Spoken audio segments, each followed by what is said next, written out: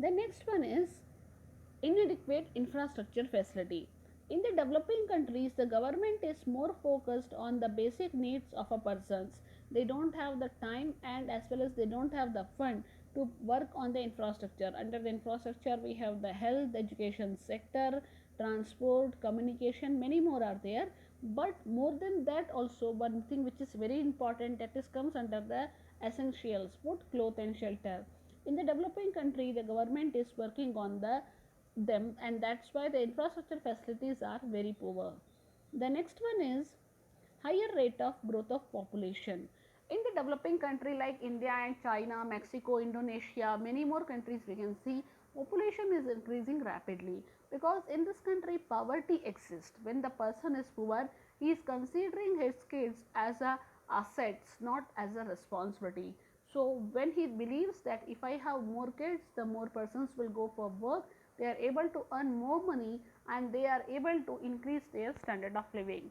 The parents are totally not aware that they have to send them to school to get provide proper education to improve their quality of life.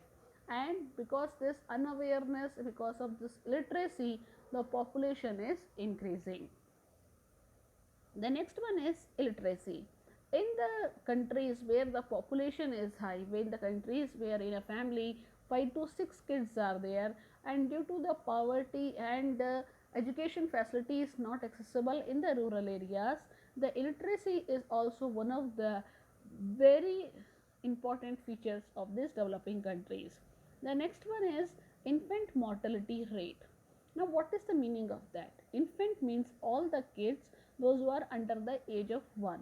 When they are dying due to various reasons, like we have sanitation, hygiene, low medical facilities are there, low awareness about the other things. So, these infants are the next generation of tomorrow.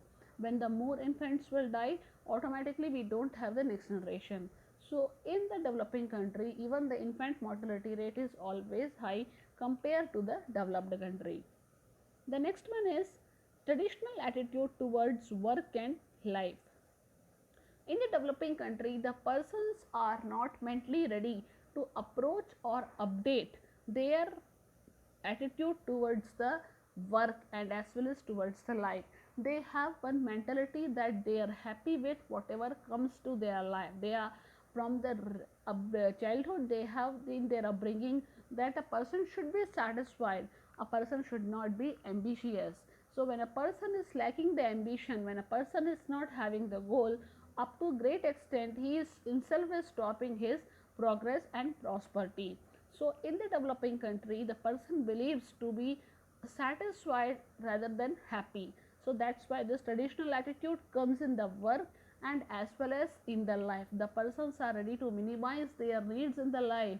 The persons is ready to rest on the Sunday instead of learning something new on the Sunday. The last one is joint family system.